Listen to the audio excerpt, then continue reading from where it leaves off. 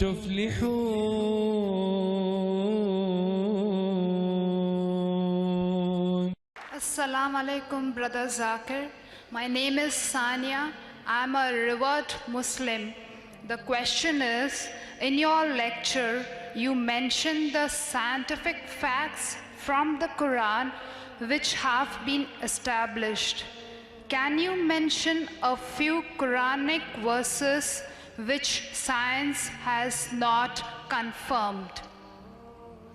This was the question that I've mentioned in my talk, the scientific facts which science has already established. It's mentioned in the Holy Quran. Can I mention some few points in the Quran which science has not established? For example, the Quran says in Surah Shura, chapter 42, verse number 29, it says, "It is Allah who has created the heavens and the earth and put creatures, living creatures throughout them." Quran says there is life besides this earth. Allah has put living creatures throughout the heavens and the earth.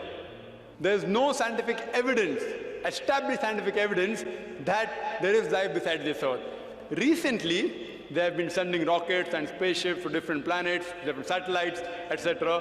And now, just a couple of months earlier, we read in the newspapers that they got certain material from Mars, which gives proof that life can be there in Mars. And in, I think, day before yesterday's paper, I read in Times of India that they have found water in the moon. Maybe a comet crashed, and there's a big crater, and the water has been frozen to ice. So in future, it will be easier to do investigations. We do not have to take water from planet Earth to moon. Water is already present there. We can use that water, and it will save us a lot of trouble. Science is saying there are high possibilities of life being there besides Earth. But since Quran says, I believe in it. Maybe after 1 or 2 years, they may discover there's life besides this Earth, or maybe after 50 years. Today, scientists, they have given various views. How will our Earth end? Some scientists have given a description that the mountains will fall down. Some scientists say the mountains and rocks will become smooth when the Earth is destroyed.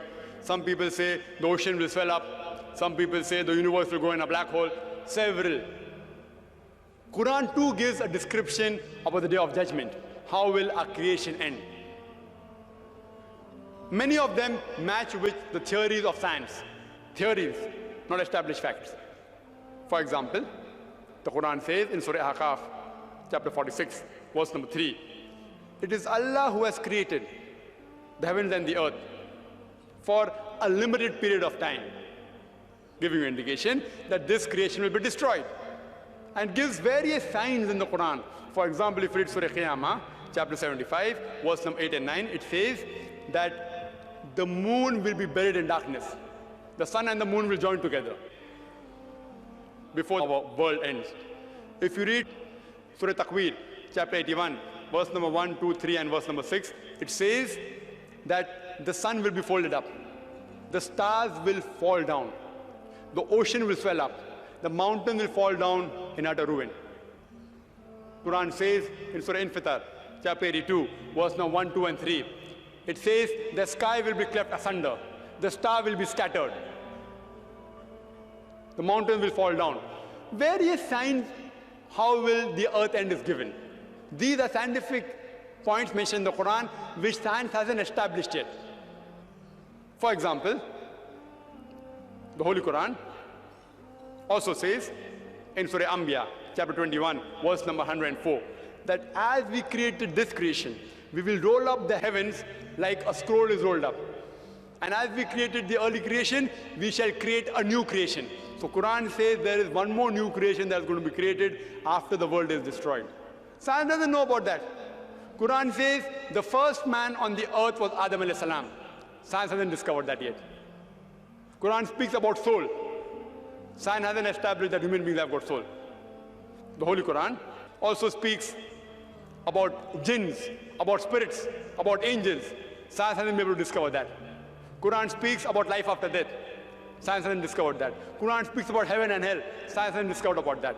But you may ask me the question, Dr. Zakir, you have given such a good lecture speaking about scientific facts, and you believe in jinns?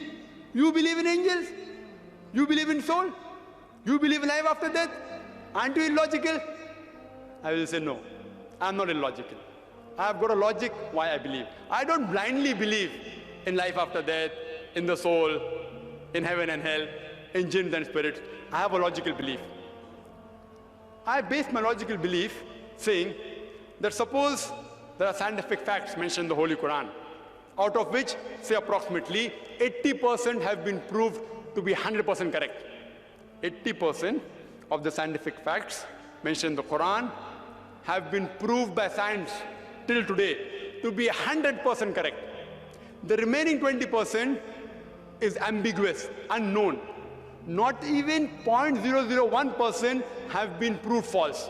Even if one verse is proved false, the Quran is not the word of Allah subhanahu wa ta'ala.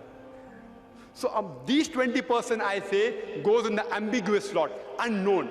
So my logic says when 80% is 100% correct, the remaining 20% is ambiguous, out of which not even 0.001% has been proved wrong.